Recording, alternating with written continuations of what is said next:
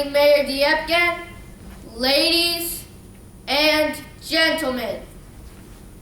24 years ago, President John F. Kennedy came to this city to speak at this city hall. Since then, 2 other presidents have each in their turn came to Berlin. I myself making my 2nd trip. We American presidents come to Berlin because it's our duty to speak at this place of freedom. But I must confess, we're drawn here because of other things as well. The beauties of the city, the history of the city. It's more than 500 years older than our own. But most of all, your courage and your determination. Perhaps your composer Paul Linke understood this of us American presidents, because, like so many before me, whatever I do, wherever I go, I have a suitcase in Berlin. Behind me stands a wall part of a vast system of barriers that divide Europe. From the Baltic south, these barriers cut across Germany and against with barbed wire, concrete, dog runs, and guard towers. Farther south, there may be no visible, no obvious barrier, but all the same there remains the restrictions to travel and the instruments to impose upon the men and women of this totalitarian state. Yet, it is here in Berlin, cutting across the city, that the wall emerges most clearly. Where the news and the television have imprinted this brutal division of a wall upon the minds of the world. President von Weizsäcker said, as long as the Brandenburg Gate remains closed, the German question remains open. Well, I say today, as long as the Brandenburg Gate remains closed, as long as this scar of a wall remains to stand, not only does the German question remain open, but the question for freedom for all mankind. Yet, I do not come here to lament, for I find in Berlin a message of hope. Even in the darkest shadows of this wall, I find a message of triumph.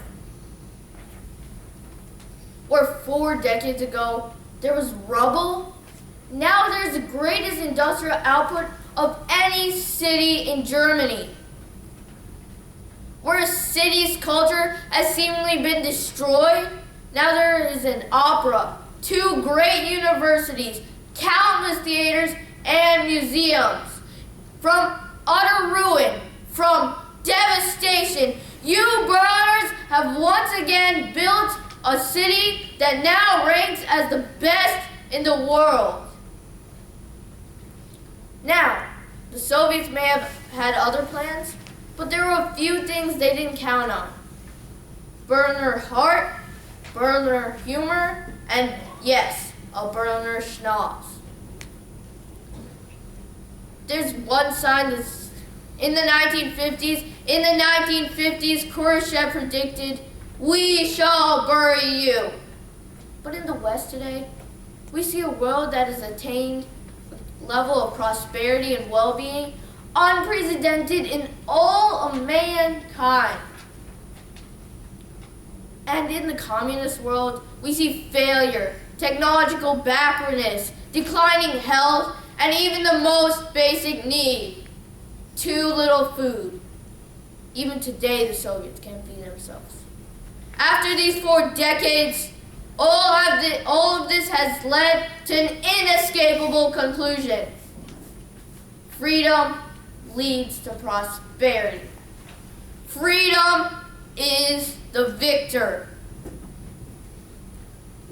There's one sign the Soviets can make that would dramatically advance the cause of peace and prosperity. General Secretary Gorbachev, if you want peace, if you want prosperity for the Soviet Union and the rest of Eastern Europe, if you come to this gate. Mr. Gorbachev, open this gate. Mr. Gorbachev, tear down this wall.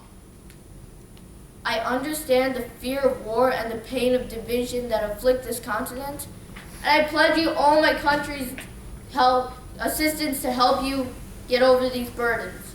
We must resist Soviet expansion, so we maintain defenses of unassailable strength. Yet, we strive for peace. So we must work to reduce arms on both sides of the conflict. Today, thus, represents a moment of hope. We in the West stand ready to cooperate with the East to promote true openness, to create a safer, freer world, and to break down barriers that separate people. And surely, there's no better place to start, the meeting place of the West and the East, than Berlin. In these 4 decades, as I've said, you Berliners have built an amazing city. You've done so in spite of threats. What keeps you here? Certainly there's a great deal to be said of your fortitude, of your defiant courage, but I believe there's something deeper. Something that speaks with a powerful voice of affirmation.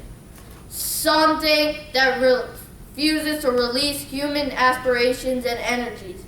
Something that continues to build this good and proud city in spite of a surrounding totalitarian presence.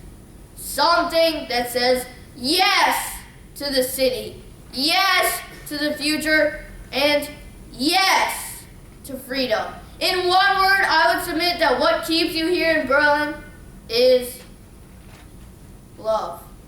Thank you. May God bless you all. Thank you.